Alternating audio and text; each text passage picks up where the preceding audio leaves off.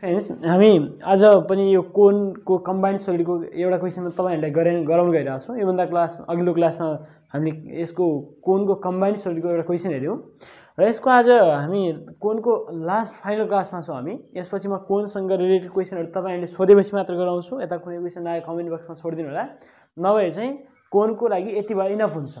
हामीले कोनसँग related combined solid सम्बन्धी क्वेसनहरु यति भए हामीले इनफ हुन्छ। हामीले सबै क्वेसन एक्जाममा आउने जति क्वेसनहरु गर्न सक्छौं। र यसको लास्ट फाइनल क्वेसनहरु त इन द एडजोइनिङ फिगर, यता दिएको फिगरमा if the height of cylinder and the cone are 35 cm and 24 cm respectively, के दिएको छ? यो जुन यो त सिलिन्डर छ, सिलिन्डरको हाइट चाहिँ 35 cm भनेको छ र कोनको हाइट चाहिँ 24 cm छ है। कम्बाइन्ड सोलिडमा यानी यसमा common radius, common diameter 14 cm छ। दुईटै कमन रेडियस यस कति होला? त्यसो भए 7 cm। कमन रेडियस 7 cm हुने भयो। कमन डायमिटर इज 14 cm भनेको छ। यसपछि के दिएको छ? Find the following measures of the combined solid भनेको छ। CSA TSA volume find out गर्ने। अब यो कम्बाइन्ड सोलिड्समा हामीले सीएसए फाइन्ड आउट गर्नको लागि कोनको सीएसए प्लस सिलिन्डरको सीएसए लाई हामीले के गर्दिने? याड गर्दिने। त्यहाँबाट के आउँछ? हाम्रो CSA of the combined solid. And to find out the TSA, CSA of cone plus CSA of cylinder plus area of base of cylinder, हामीले तीनटालाई एड गर्दा हाम्रो टीएसए आउने भयो। र volume of the given solid equals to volume of cone plus volume of cylinder गर्ने है। ल हेरौँ यसको सोलुसनमा। At first we need cylinder height to find out the CSA of cone. कोनको CSA find out गर्न हामीले सिलिन्डर हाइट चाहिन्छ। Cylinder height of cone equals to pie RL हामीले फर्मुला युज गर्छौं। त्यही भएर हामीले पहिला यसको के सिलिन्डर हाइट फाइन्ड आउट गरौँ। यसको लागि सोलुसनमा हेरौँ त यहाँ here height of cone, height of cone S1 equals to ल हाइट कोनको हाइटलाई 24 cm भनिदियौ है। अनि हामीलाई के दिएको छ? Height of cylinder, height of cylinder equals to कति छ? 35 cm। र अनि हामीलाई के थाहा छैन यसमा? यो रेडियस पनि दिएको छ है, कमन रेडियस,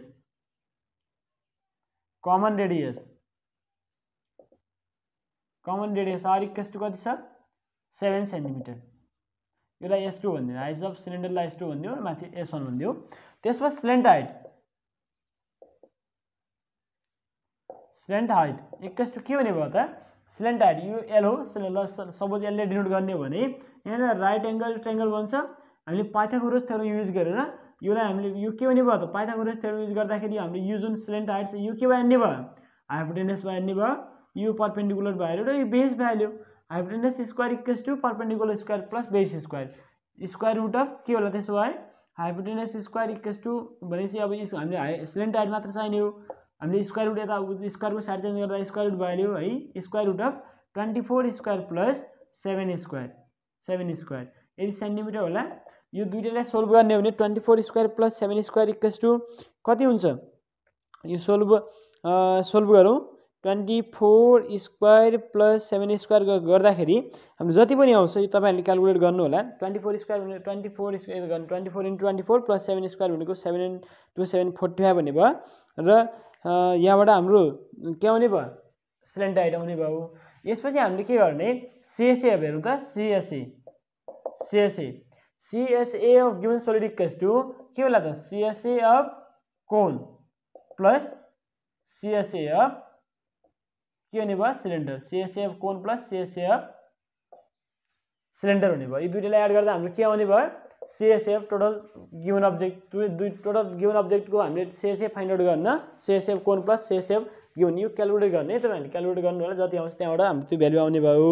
त्यो भ्यालु आएपछि तलतिर हामी त्यसलाई सब्स्टिट्युट गरौँला। यो अब यसमा हेरौँ त यो साइड सोल्भ गर्दाखेरि 25 आउँछ कति आउँछ है? 25 6 अनि 25 हुन्छ होला याद गर्दाखेरि। गर्नु होला। सायद मलाई लाग्छ 25 आउँछ होला त, 25 cm आउँछ होला। गर्नु होला है। अब यसमा CSA of cone equals to formula के हुन्छ त? Pi RL plus CSA of cylinder equals to अब सिलिन्डरको सीएसए फाइन्ड आउट गर्न हामीले के गर्नुपर्छ? यसको बेसको सर्कमफेरेन्स अफ बेस के हुने भयो त? 2 पाई आर इन्टु यस हाइट। हाइट भने कति छ? यस छ 2 पाई आर। अहिले हामीले यसलाई S2 भनेको छौँ। 2 pi are S into S2 हुने भयो। 2 पाई आर S2।